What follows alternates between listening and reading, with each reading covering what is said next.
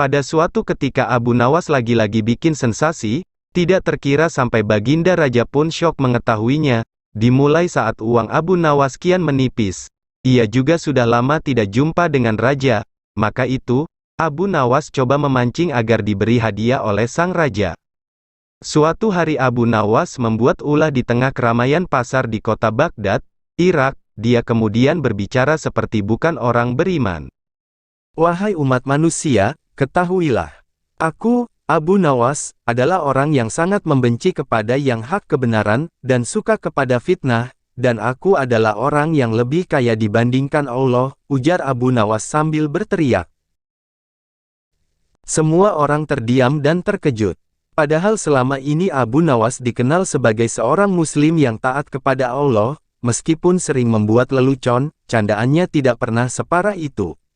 Akibatnya, Abu Nawas ditangkap dan dibawa menghadap Raja. Hai Abu Nawas, benarkah engkau berkata begitu? Tanya Raja. Benar, jawab Abu Nawas. Mengapa engkau berkata begitu? Sudah kafirkah engkau? Tanya Raja lagi. Ah, aku kira Raja juga seperti aku. Raja juga pasti membenci perkara yang hak, ucap Abu Nawas. Gila benar engkau, bentak sang Raja. Jangan marah dulu wahai Raja. Dengarkan dulu keterangan dariku, kata Abu Nawas coba menguasai situasi saat itu. Keterangan apa yang ingin engkau dakwahkan? Sebagai seorang muslim, aku membela dan bukan membenci perkara yang hak, engkau harus tahu itu, kata Raja. Tuan, setiap ada orang yang membacakan talqin aku selalu mendengar bahwa mati itu hak dan neraka itu hak.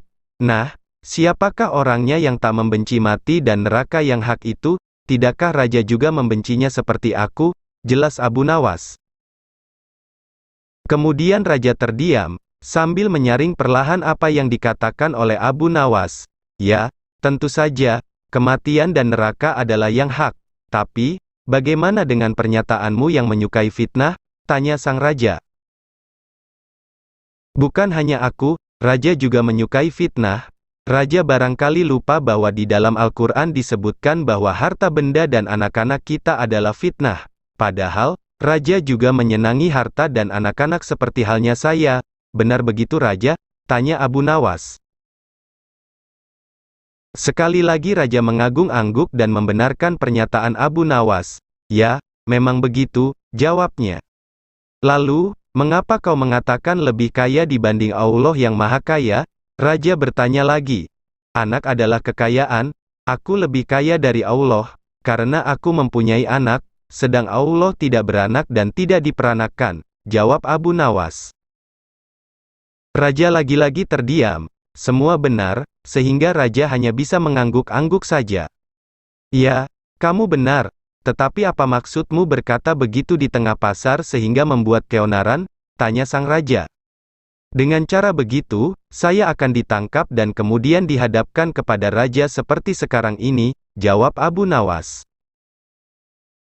Apa perlunya kau menghadapku? Kemudian tak disangka, Abu Nawas malah memberikan jawaban yang membuat orang-orang di sekitarnya tertawa.